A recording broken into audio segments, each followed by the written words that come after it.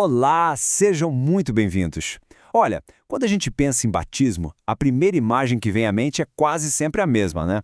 João Batista lá no Rio Jordão.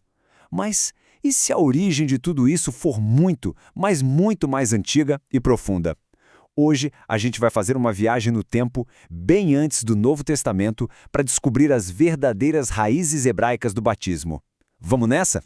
Então vamos começar com essa provocação. E se a história do batismo que a gente conhece for só, digamos, a ponta do iceberg?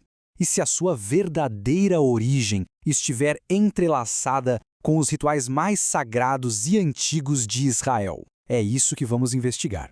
A chave para desvendar esse mistério todo está na linguagem. A palavra grega que a gente vê no Novo Testamento para batizar, baptizo, tem uma correspondente direta no hebraico do Antigo Testamento, tabal.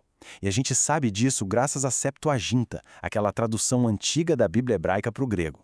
É essa palavra, tabal, que vai ser o nosso guia nessa jornada.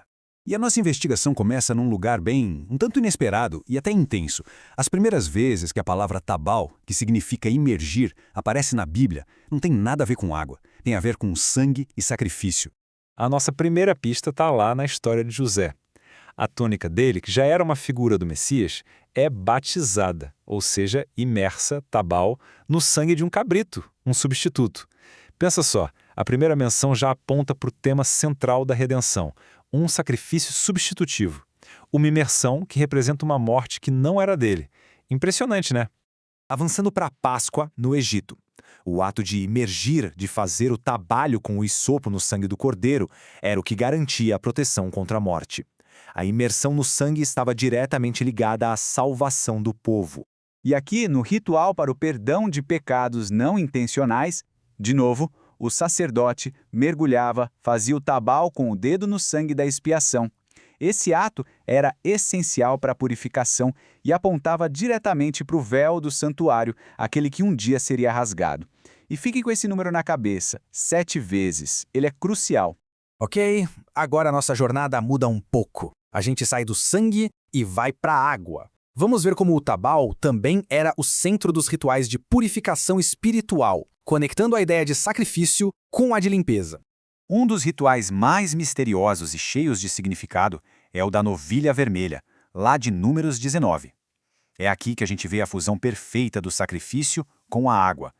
As cinzas de um sacrifício perfeito eram misturadas com água viva, criando uma solução de purificação poderosíssima, capaz de limpar a impureza causada pelo contato com a morte.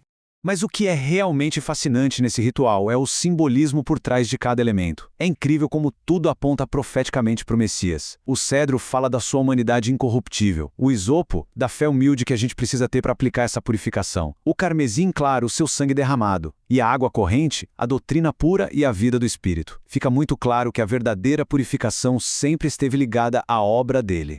Até agora a gente viu rituais feitos por sacerdotes, certo? Mas o conceito de tabal evolui para algo muito mais íntimo, algo profundamente pessoal, um ato de fé e obediência que parte do indivíduo. A história de Naamã, o comandante sírio, é um ponto de virada fundamental nessa história. Ele tinha lepra e o profeta Eliseu manda ele se imergir 7 vezes no Jordão. Prestem atenção num detalhe. Não foi o profeta nem um sacerdote que mergulhou ele. Ele mesmo desceu até a água. Foi um ato de fé pessoal que resultou numa purificação e renovação completas. E aqui está o ponto crucial. Naamã foi para a água sozinho.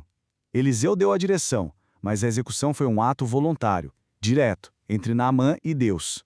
Isso sugere fortemente que o batismo é um momento íntimo, uma decisão pessoal, que não precisa de um mediador humano para realizar a imersão. É claro, ter testemunhas dessa decisão é super importante, mas o ato em si, o ato é profundamente pessoal. Mas por que 7 vezes? Bom, o número 7 na Bíblia é o número da perfeição, da totalidade. Cada um dos 7 mergulhos de Naamã pode ser visto como um ato profético. É como se ele estivesse rompendo com a rebelião e o pecado que marcaram a história da humanidade. É como morrer para o velho homem, para a história de falhas do mundo e emergir completamente novo, purificado. Agora chegou a hora de conectar todos esses fios, o sacrifício, a purificação, a fé pessoal, e ver como tudo isso encontra o seu cumprimento final e perfeito no Messias, em Yeshua. O próprio Yeshua se refere à sua morte e ao seu sofrimento como um batismo. Essa é a imersão definitiva. não em água, mas em sofrimento e sacrifício pela humanidade, cumprindo toda aquela simbologia do sangue que a gente viu lá no começo. E aqui, o apóstolo Paulo amarra tudo de forma brilhante. Ele mostra pra gente que o nosso batismo em água é um símbolo poderosíssimo da obra de Yeshua. Quando a gente mergulha, a gente se identifica com a morte e o sepultamento dele, deixando a vida antiga para trás. E ao emergir, celebramos a participação na sua ressurreição, nascendo para uma vida totalmente nova. Então, o que tudo isso, todo esse entendimento hebraico significa para a nossa prática hoje? Bom, isso nos desafia a olhar para além da tradição e a redescobrir o significado profundo desse ato. Pedro nos dá a definição final e talvez a mais clara de todas. O batismo não é sobre limpar o corpo por fora, não é um banho. É um ato espiritual, é o compromisso de uma boa consciência para com Deus. Um ato que só tem valor por causa da ressurreição de Cristo. Isso tudo nos leva a uma pergunta fundamental para a gente refletir mesmo.